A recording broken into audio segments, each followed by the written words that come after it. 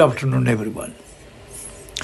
Today we are going to shed some light on our teaching scenario in India, educational scenario in which how the students learn, how teachers teach. Is it all, should we say, defect on the jure? Is all legitimate, legit, or is all hanky-panky, or we can say mumbo-jumbo? The way I would see Indian education during my 25 years of experience in academia, I see this all mumbo-jumbo. Teachers don't have any kind of willingness, any kind of volition, any kind of vision, any kind of inspiration, motivation to teach. Students are not any better. Today's subject, or today's topic I have chosen is, I learn so I can teach. Socrates has said. Now, all of you would agree that no teacher actually follows this maxim of Socrates. As soon as they become graduate and a postgraduate and get, that educational, teaching certification and the B.Ed and all that, they find the job. As soon as they find the job, they throw the books away.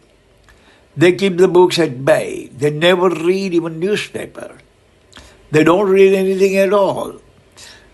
All of those who have been listening to me, you can ask this question to yourself. You may find hardly 1 or 2% of the Indian teachers who continuously read and keep their knowledge fresh, up to date. But I don't think that 98% of the people have that kind of temerity or that kind of inspiration or motivation. Yeah, once you have a job, after that, who cares? You play with the mobile all the time, day in and day out. Wherever you are, you don't read anything. And you have to teach only one lousy 90-page book. If you're an English teacher, all your life, 40 years, you are going to teach one lousy book of 90 pages of English. Or if you're a Gujarati, you do the Gujarati. You are a science student, you have to teach one book, science, that's all you have to do. Education in India is basically faulty. From the base, from the root to shoot, everything is absolutely abysmal, absolutely redundant. Socrates has said, I learn so I can teach. Our students, our teachers over here in our society, unfortunately, do not have even knowledge of this thing. If they have knowledge of I learn so I can teach, that much knowledge if they have, I think that would be more than enough to jolt them out of their slumber. Jolt them out of their slumber. Sometimes they will think, hey, Socrates said, I learned so I can teach. I'm a teacher, I should learn. No, you will not believe that. I'm getting the students from the families of teacher parents. Both the parents are teachers and I teach their parents, their children, how to speak in English and the grammar of English and this and that and all sorts of things. I really flabbergasted that these kids are the kids of the teachers, not one teacher, but both the parents are teachers, and they have to send their kids to me to learn 44 tenses, active, passive, direct, indirect, and how to speak in English, and how to construct the sentence, and this, that, and all sorts of grammar, orthography, and every single thing. That is really abysmal, a shameful thing, which would actually, Mario Puzo will blush. Mario Puzo will be ashamed to know that our teachers don't know 44 tenses or any other thing, no grammar, no orthography, no spoken, nothing. I chose 6 points to elaborate this Socrates mantra, Socrates maxim, I learn so I can teach. First one is, teacher, teach thyself. It's in the Bible. Some would translate it like a doctor, cure thyself. I have actually converted into teacher. Teach thyself. Hey teacher, first of all, you should teach yourself before you step into the class to teach the students. And otherwise, remember, you are going to destroy the future of our nation. Kids are the future of the nation. If you destroy their future, you are not going to destroy their future alone, but you are destroying the future of our nation too. If you have a little bit, just a little scruple, just a little shame, then you can understand. You cannot be a teacher if you don't have knowledge. You are just nothing, worthless human being that you are calling yourself without having any kind of, calling yourself a teacher without having any kind of knowledge at all. Point number 2 is Satchit Anand. It's in Gita. One day Arjuna asked, Lord Krishna, what should I do? What is the function of knowledge? Why people get knowledge? Why should I get education? Why should I get knowledge? What is the purpose of knowledge? What knowledge can do in our life? What is the accomplishment of knowledge? How we can use knowledge, and what are the benefits, the advantages, the sops and doles of knowledge? Krishna answered, it is Sat Chit Anand. Meaning, hey Arjuna, listen, education is the real, truthful, is a defector of the jure happiness of life. Sat Chit Anand. Education is the bliss of life, existential bliss. It is indeed happiness. It is a real happiness, not so real. Real happiness, the de facto and the jure happiness of life. If you want to be happy in your life, don't chase after mullah, don't chase after lucre, don't chase after money, don't chase after material, but chase after meritocracy, chase after erudition, chase after knowledge, chase after education, and you are definitely going to attain the supreme bliss of life, supreme happiness of life. That is Satchit Anand.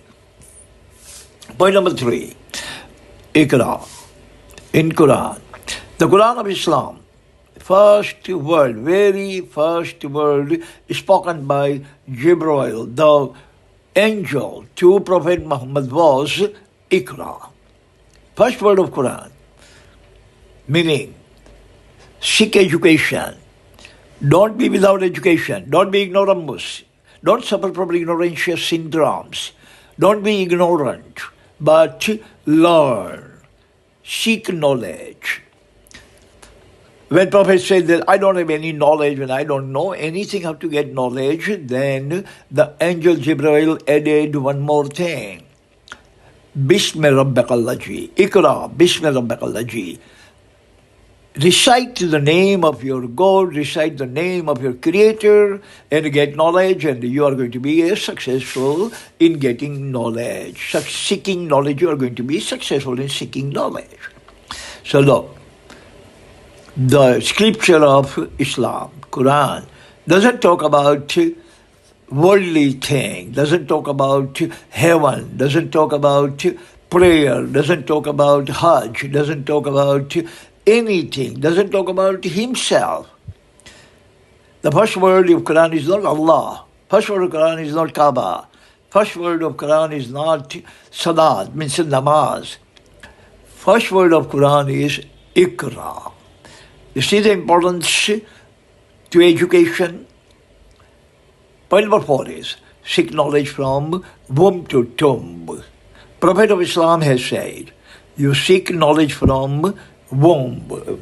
Womb means when you are in the belly of your mom, at that time also you seek knowledge, and when you grow to be 100 years and go to the tomb, when you die, until then your efforts must be absolutely focused on seeking education.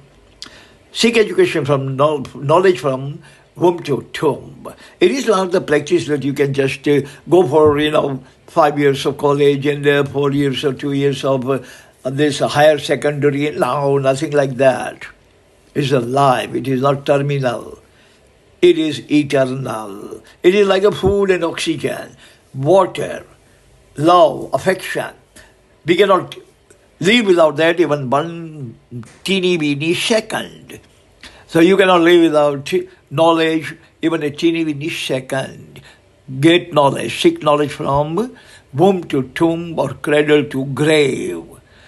When you are in a cradle, in your parana, from parana to tomb, kabarsudi, seek education. That is the Prophet's maxim.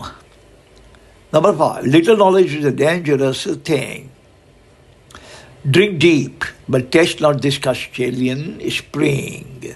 Alexander Pope said that little knowledge is a dangerous thing. If you have little knowledge, it's a very dangerous thing. You are not going to help the society, you are not going to help yourself, you are going to make lots of, shameful blunders, you are going to make lots of boo-boos, you are going to mess up every single thing because you have only little knowledge, and if you have little knowledge, God forbid, and you become a teacher, you are going to mess up entire generation. If you have little knowledge and God forbid you become a doctor, you're going to kill lots of patients. If you have a little knowledge and you become a lawyer, you are definitely going to destroy the rights of your clients.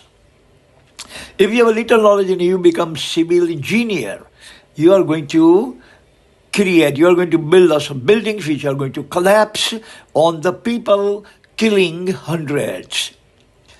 Drink deep, but taste not this Castilian spring. Alexander Pope says the Castilian spring is a heavenly spring. You must drink it deep, not taste it. Alexander Pope. He was the poet, English poet. Point number 6. What should I do with knowledge? Students ask Einstein. And Einstein answers, pass it on. One day, the party was going on. The students were at Albert Einstein's abode, resident, and they were talking about education and all sorts of things. One student asked Mr. Einstein Mr. Einstein, I'm totally perplexed. I really don't know what is the real defect of the jewel, meaning of getting education. Why should we get education? What is the function of education? Where we should apply education? What kind of benefits we are going to derive out of education? What kind of dividends are we going to derive out of education? And he said that my father is a loaded person, lots of money. I'm not going to work, I'm going to take care of my company. Why should I get all this education? Albert Einstein answered, if you don't use it to earn your bread and butter, then pass it on. Pass it on.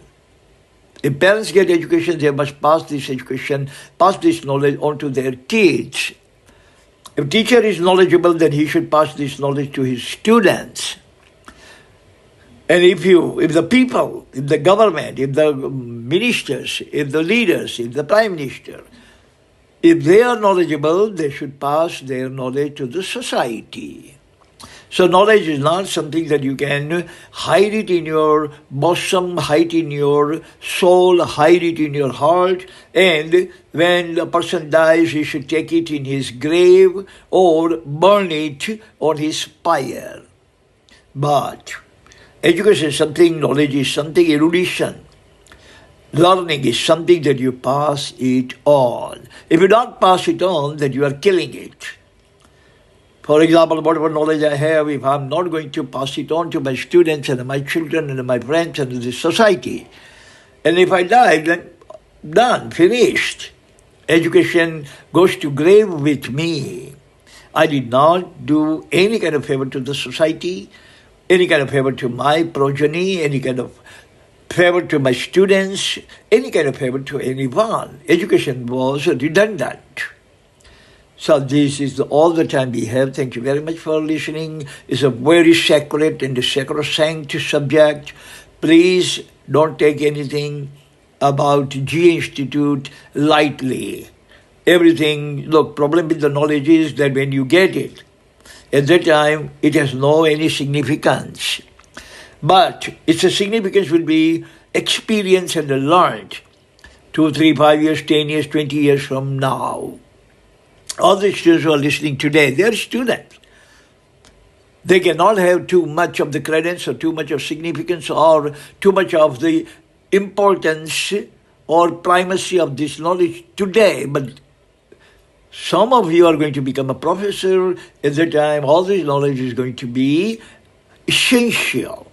Everything would be desperately needed. And if you have it, you are definitely going to be serving the society mouthfully, serving your students mouthfully, and everyone is going to give you standing ovation, including God is also going to be very pleased with you, because every, like Gita, Bible, Quran, every scripture written by God is saying the same thing. One word reiterated in all the scriptures, all the holy books: education, education, and education. Thank you very much for listening. See you again next time. Until then, God bless everyone on this planet. Amen.